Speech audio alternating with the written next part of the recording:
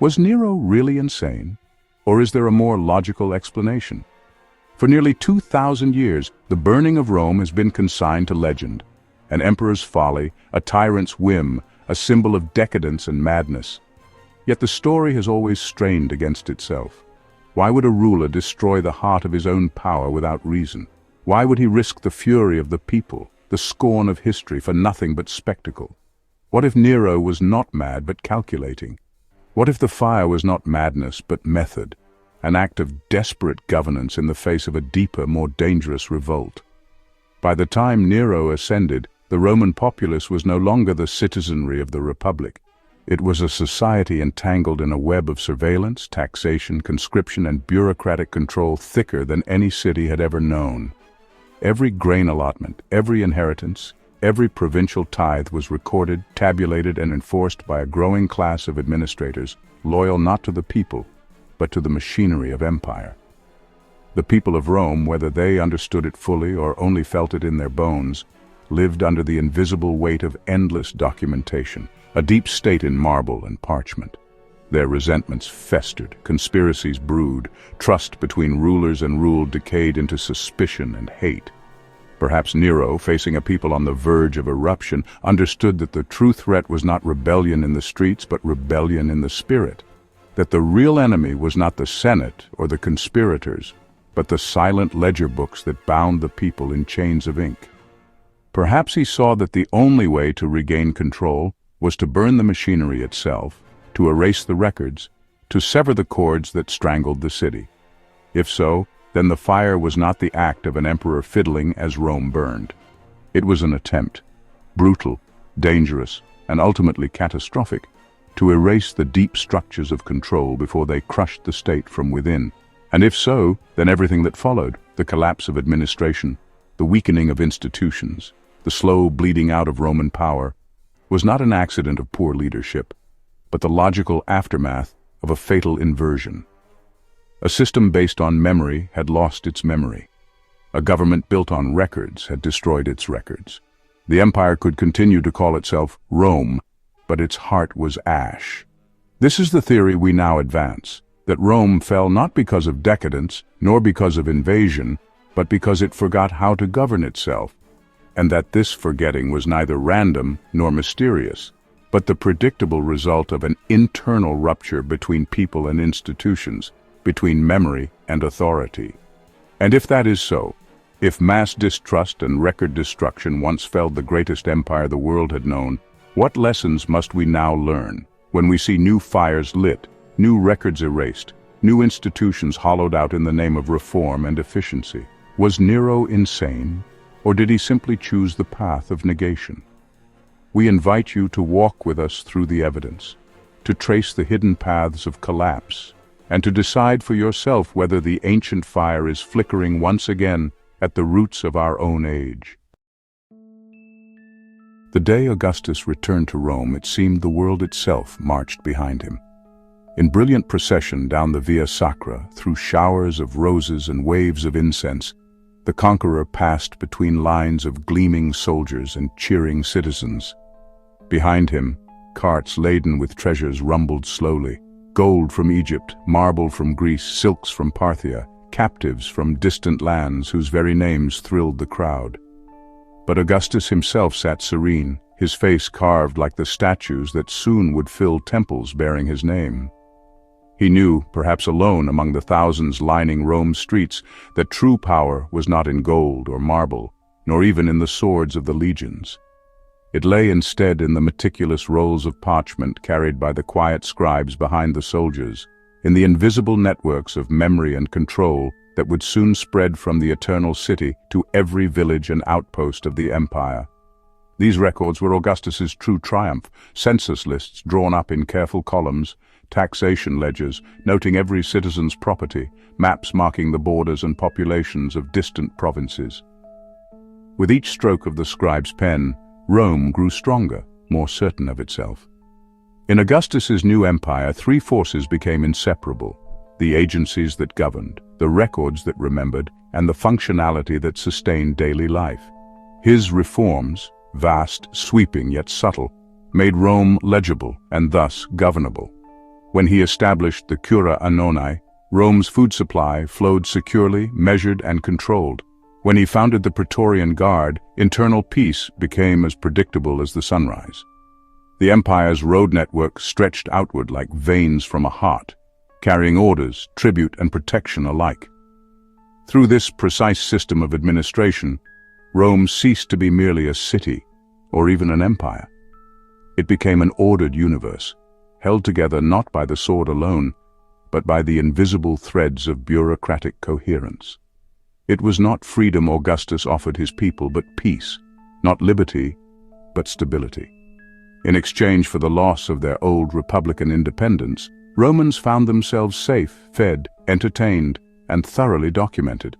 The tabularia, the state archives, housed in sturdy vaults near the Forum, filled to bursting with endless scrolls detailing every aspect of imperial life. Augustus's reign was the triumph of memory over chaos, of agency over discord, of functionality over ruin. And for a generation Rome prospered in the precise equilibrium he had forged. In many ways, Augustus's Rome echoes in the post-war America of the mid-20th century. Another golden age of meticulous organization, boundless optimism, and subtle, pervasive administration. Just as Romans saw roads stretching to the horizon, Americans watched highways unspooling towards suburbs. Rome had the cura annoni. America had supermarkets overflowing with abundance. Romans praised their legions' precision. Americans marveled at factories turning out flawless rows of gleaming automobiles. Both societies trusted their systems, perhaps a bit blindly, to ensure a stable, secure future. Yet hidden within that security was the quiet tightening of a bureaucratic grip.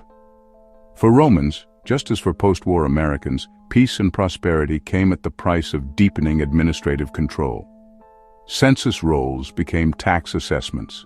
Suburban developments became mortgage ledgers. The comforts of stability rested uneasily upon the fine lines drawn by unseen clerks. And with each passing year, this machinery grew heavier, more distant, and more vulnerable to the corrosive forces of corruption and resentment. Thus, Augustus's Rome, like America's nostalgic golden age, rested precariously upon a triad of administrative power: control, corruption, and collapse. In the short term, absolute administrative power offers peace and security. In the longer term, that same administrative power, unchecked and unseen, inevitably turns inward upon itself, breeding corruption, eroding trust, sowing the seeds of collapse. Rome would soon learn how quickly security could become oppression, how quickly agency could become tyranny, how quickly meticulous record-keeping could become tools of exploitation. Augustus himself might not have seen clearly where his careful order would lead, yet in his triumph, the pinnacle of Rome's imperial power, lay the subtle beginnings of its unraveling. If Augustus had woven Rome into a seamless tapestry of order, control, and administrative coherence, the emperors who followed tugged steadily at its threads until the fabric began to tear. Tiberius, Caligula, and Claudius did not simply inherit an empire. They inherited a delicate equilibrium, carefully balanced but fragile. Each man disrupted that balance differently, unraveling trust in distinct yet interconnected ways, each paralleling modern anxieties and conceptions about state power, welfare, and bureaucracy, and each prompting reactions that echoed far beyond their times. The Senate chamber stood silent as the doors opened slowly. Tiberius, pale and expressionless, entered surrounded by men whose names no senator knew. Faces half hidden, voices hushed. A whispered accusation had been enough. One senator, respected yesterday, vanished today. Eyes turned away, breaths stilled as parchments bearing charges, treason, conspiracy, corruption, passed from unseen hands. It was not law that filled the hall now, but fear, the quiet, creeping dread that the state they served had become their enemy, and that no one could ever truly know who watched, who listened, and who recorded each quiet betrayal. Augustus had built an administrative state founded on precision, stability, and confidence. Tiberius, suspicious by nature and uneasy with power, transformed these institutions into instruments of suspicion. Under his rule, Rome's governing agencies took on new roles: secret informers, shadowy trials, arbitrary accusations. Roman citizens found themselves subject to surveillance, investigation, and judgment by faceless bureaucrats whose loyalty was to the emperor alone. The Senate shrank in significance, its deliberations overshadowed by whispered denunciations in the imperial court. In Roman streets and marketplaces, paranoia replaced civic pride. Trust was replaced by uncertainty. The government no longer seemed protective, but predatory, a secretive deep state, inscrutable, untouchable, and above all dangerous. This fear, once kindled, lingered long after Tiberius's death, altering the people's relationship to their government permanently. Modern parallels are stark. Agencies once intended to protect and provide security, Hoover's FBI, the CIA, came to symbolize for many an entrenched power working beyond public oversight. Like Rome's frightened populace under Tiberius, modern citizens came to regard these institutions not merely as enforcers of law, but as agents of control and manipulation. Regardless of their intent or genuine service, the lasting perception bred suspicion and resentment, fueling cycles of distrust that endure today. The mob pressed close, jostling for position beneath the hot midday sun. They had come expecting bread, perhaps silver coins, something tangible to carry back to their crowded homes. Instead, they watched bewildered, as Caligula laughed wildly atop a lavish platform, showering gold into the Tiber, tossing handfuls of grain into the mud as if Rome's riches meant nothing. "Feast, citizens!" he shouted mockingly. "It's yours, isn't it?" The murmurs of confusion hardened into anger, their empty stomachs echoing the insult they felt sharply now. Their emperor cared nothing for them or the empire, only for spectacle, for the cruelty of squandered wealth, and the humiliation of those who watched helplessly from below. After Tiberius's secretive reign, Caligula exploded onto the Roman stage, openly and flamboyantly contemptuous of Rome's institutions. He turned the machinery of governance into a grotesque spectacle. Massive fortunes were wasted on extravagant games, useless monuments, and lavish displays that benefited no one but Caligula himself. The grain supply, public festivals, and civic distributions, functions vital to social stability, degenerated into tools of personal vanity drained of public purpose. Romans watched helplessly as the resources of their state were squandered. Their anger grew not merely at the emperor's personal cruelty, but at the entire structure of public provisioning, which now appeared wasteful and corrupt. What Augustus had established to sustain the empire, Caligula rendered absurd, wasteful, and self-serving. In modern eyes, Caligula's Rome echoes sharply in perceptions of the welfare state. Like Roman citizens bitterly watching Caligula's extravagance, many modern taxpayers came to perceive government programs as squandering their wealth, distributing resources without visible benefit, and undermining self-reliance and productivity. The perception itself, whether grounded in reality or exaggerated by spectacle, generated profound backlash, turning welfare from a symbol of compassion into one of perceived waste, dependence, and resentment. Claudius bent close over the towering stacks of parchment, eyes squinting, hands trembling slightly as he unrolled yet another decree. Scribbled notes covered the margins, lines crossed out and rewritten by unseen bureaucrats. An endless stream of clerks shuffled documents back and forth, whispering, arguing, contradicting each other in hushed voices. Somewhere deep in this labyrinthine palace stood Rome's memory, the true history of empire. But it was drowning now beneath an ocean of redundant words, a forest of conflicting orders. The emperor sighed, bewildered himself by the sheer weight of his reforms, not realizing that with every new decree he issued, Rome's coherent voice faded further, dissolving into confusion. Claudius inherited chaos from Caligula, and in his earnestness to restore stability, he multiplied the complexity of administration to dizzying proportions. Driven by a scholar's zeal, he created countless new offices and agencies, each layered upon the old, until Rome's administration became a dense thicket of overlapping jurisdictions and conflicting directives. Freedmen and slaves ascended swiftly within this sprawling bureaucracy, their loyalties uncertain, their competence often questioned, their authority resented by traditional elites. This proliferation of bureaucratic complexity eroded Rome's administrative memory itself. Records multiplied beyond comprehension, inconsistencies abounded, and corruption flourished. Even citizens who respected Roman authority could no longer understand or navigate it. Rome's administrative web, once a marvel of efficient control, became instead a morass of inefficiency, redundancy, and frustration. The modern parallel is unmistakable. The bureaucracy today remains one of the most potent targets of public resentment, seen as a vast, faceless, inefficient entity that drains resources, obscures accountability, and frustrates ordinary life. Much as Romans once railed against the endless complexity under Claudius, contemporary citizens often blame bureaucracy for failures of governance, irrespective of the genuine need for detailed administration in complex societies.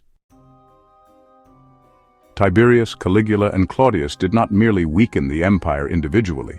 They formed a fatal triad, each ruler's distortions amplifying those of the others.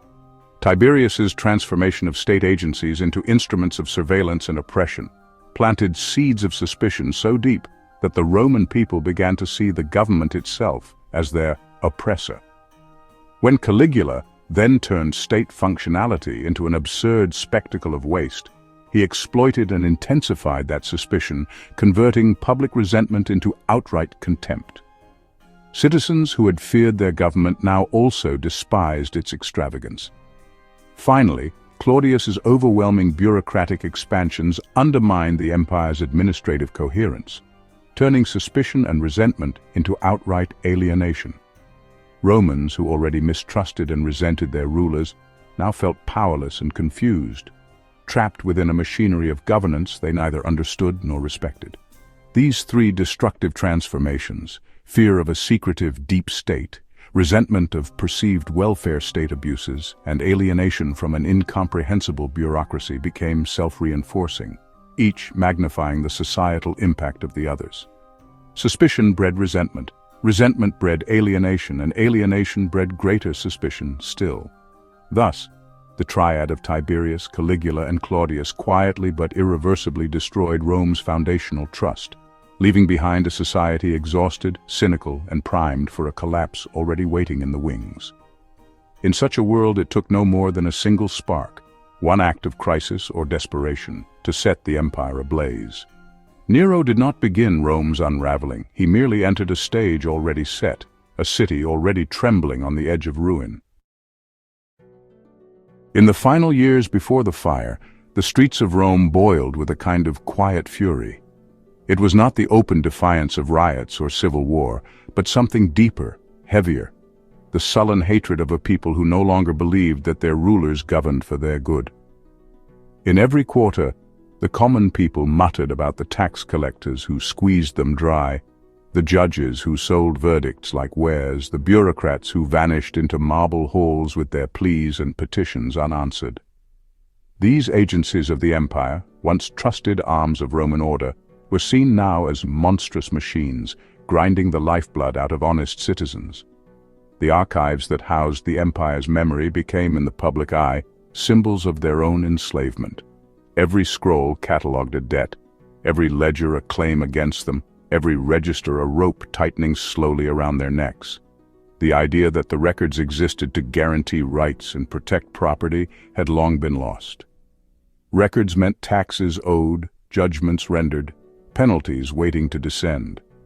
The common citizen no longer saw his name etched into the scrolls as a mark of belonging to a greater civic project. He saw it as the branding of a beast bound for sacrifice.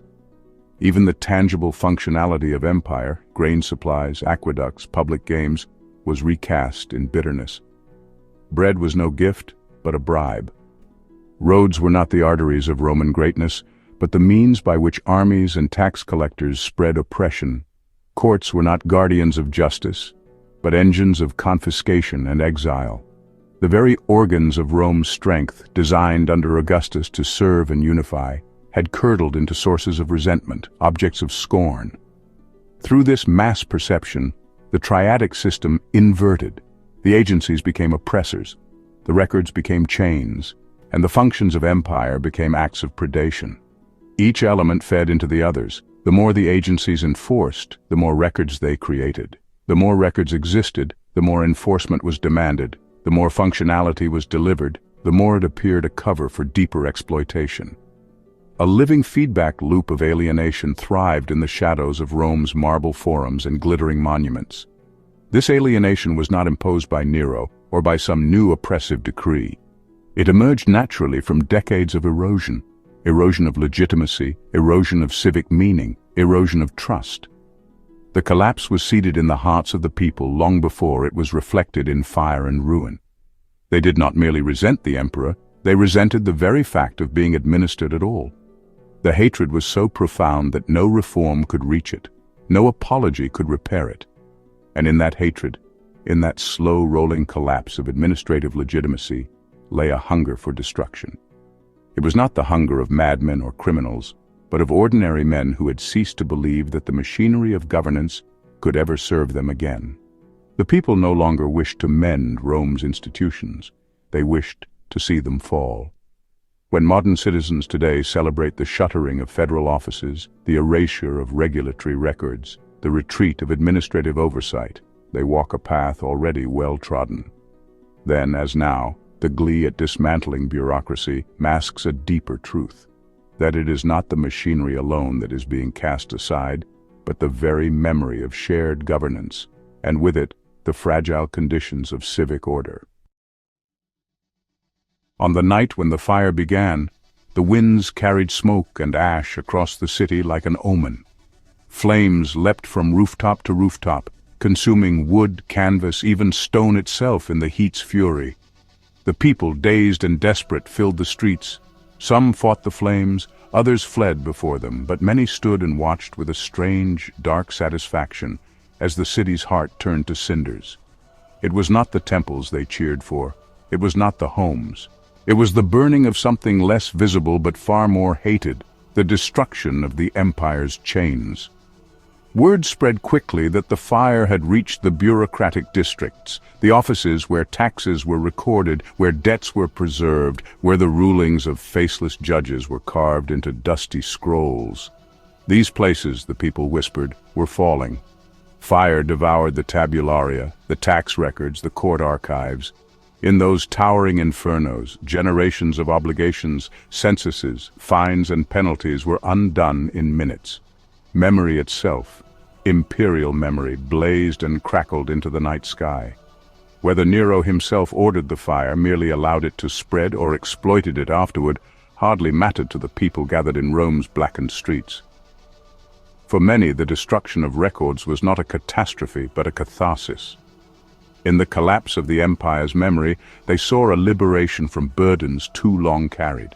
Without archives, how could debts be collected? Without registries, how could fines be levied?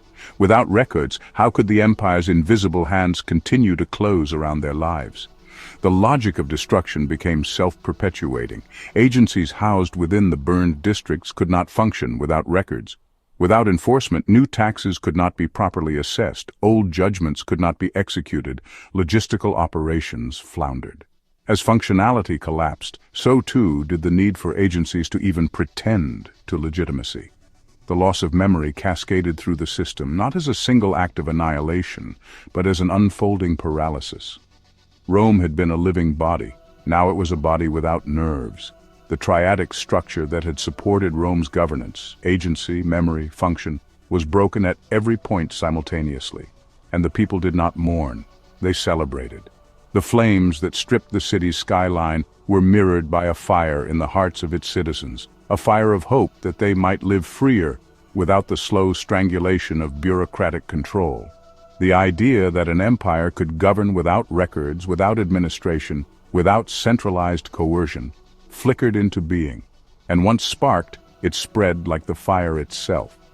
In modern times, when initiatives like Doge move to dismantle oversight, erase databases, sever the continuity of institutional memory, their supporters often cheer. They imagine themselves throwing off invisible chains, destroying corrupt edifices, regaining a purer, freer form of life. They do not yet see the deeper price, the slow unspooling of the structures that hold collective life together. In Rome, that price would come. But in those first days of ash and ruin, the people smiled at the flames. They believed they were free. The flames had long since guttered out, leaving Rome a blackened skeleton of its former grandeur. In the beginning, there had been a strange exultation. The hated tax offices were gone. The decrees and ledgers that had pressed so heavily on the common citizen were ash. For a fleeting moment, it had seemed that liberation had been achieved, not in rhetoric, but in smoke. But soon, grim realities asserted themselves. Without the tax records, the imperial treasury could not properly collect revenue. Provinces, unmoored from the systematic assessments once enforced by meticulous scrolls, sent tribute late, short, or not at all. Without property registries, disputes over land and inheritance flared into violent confrontations, each side wielding forged documents or vague recollections in place of law. Without military rolls, soldiers went unpaid, their loyalty eroding with every missed stipend. Without judicial archives, the courts floundered, unable to adjudicate cases fairly or consistently. Contracts, marriages, inheritances, everything that had once been secured by the invisible web of Roman documentation now dissolved into uncertainty and fraud. The city itself began to fracture. Black markets flourished. Criminal gangs filled the power vacuum left by the disintegration of civic authority. Grain shipments, already sporadic from the chaos of the fire, now failed entirely in some districts. Bread grew scarce, prices soared, families starved. At first the people clung stubbornly to their illusions. Perhaps the suffering was temporary. Perhaps a new order would arise, free from the bureaucratic rot they had burned away. But week after week, as hunger deepened, as disputes turned to bloodshed, as basic functions of life crumbled around them, a darker realization took hold. The destruction of the records had not freed them. It had unmade the only system that could sustain them. The triadic collapse was complete. Agencies, stripped of authority and coherence, operated blindly or not at all. The memory of Rome, the records of law, property, rights, was gone, leaving only confusion and anarchy. Functionality, which the people had once taken for granted, disintegrated visibly before their eyes. This realization did not come all at once. It spread like a slow sickness, sapping the energy of the forums, the temples, the markets. It poisoned public trust more deeply than any corruption had before. People began to suspect not merely the government, but each other. Without records, there could be no verification. Without verification, no trust. Without trust, no society. The public mood darkened. Resentment turned outward. If Rome was starving, it must be someone's fault. If the courts failed, if the bread did not come, if debts could no longer be enforced or forgiven, someone had sabotaged the city's soul. It could not be blamed on the fire alone. It could not be blamed on fate. It had to be an enemy. The people did not need Nero to invent an enemy for them. He merely pointed to a target already marked by fear, isolation, and difference. In modern times, we see similar patterns wherever administrative collapse breeds public disillusionment. When systems falter and everyday life degrades, the instinct is not to examine systemic causes or collective failures. It is to find someone else, some other, to blame. Migrants, minorities, outsiders, those who already stand outside the traditional structures of belonging. Rome's collapse of functionality was not abstract. It was felt day by day in every missed payment, every empty table, every street fight over disputed claims. It was a collapse that no rhetoric could conceal. And it was the spark that turned a suffering people, already wounded, into a weapon that the emperor could easily wield against those least able to defend themselves. As the embers cooled in the ruins of Rome, the city's unease deepened into a gnawing fear. The promise of renewal, which many had seen in the destruction of the imperial archives, had curdled into disillusionment. Food shortages grew worse. Lawlessness spread. What had been celebrated as liberation from oppression now revealed itself as something far more dangerous: the collapse of the world's most intricate system of order, without anything rising to replace it. But the Roman people, facing the chaos they had helped unleash, did not turn inward. They did not ask whether their own hatred of administration had doomed them. They did not ask whether the emperor's negligence had sown their misery. They looked, instead, for someone to blame, someone different enough, isolated enough, despised enough to bear the full weight of their fear and rage. The Christians were ready-made scapegoats, not simply because of their faith, but because they stood at the intersection of every mistrusted identity. They were religious outsiders, refusing to honor Rome's gods, rejecting the public rights that bound Roman society together. They were immigrants and descendants of immigrants, hailing from Judea, Syria, and the eastern provinces, speaking foreign tongues, carrying foreign customs, living in close-knit enclaves that set them apart from native Roman populations.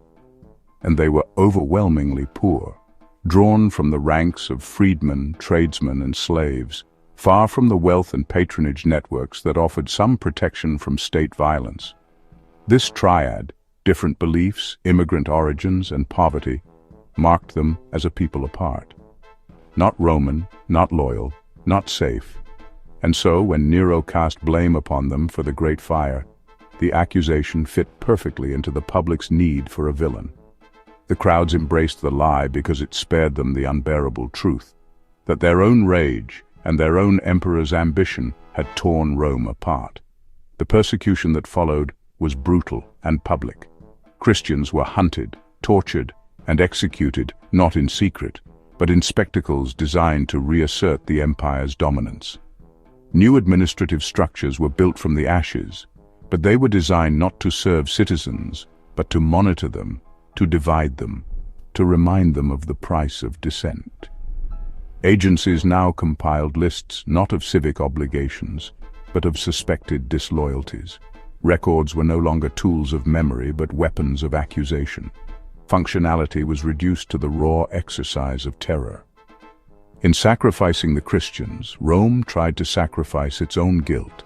It tried to erase the truth of its collapse by creating a more convenient narrative, that outsiders had destroyed the city, that betrayal had burned the archives, that purification through blood would restore lost greatness.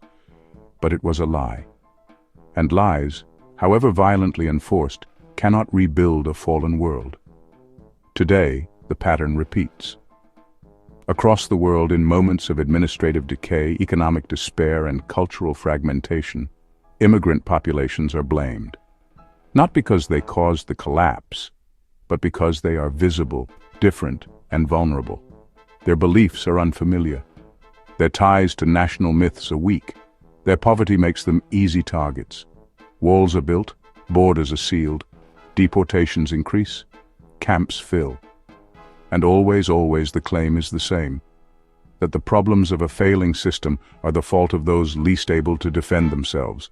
It is not unique to any one country. It is not new.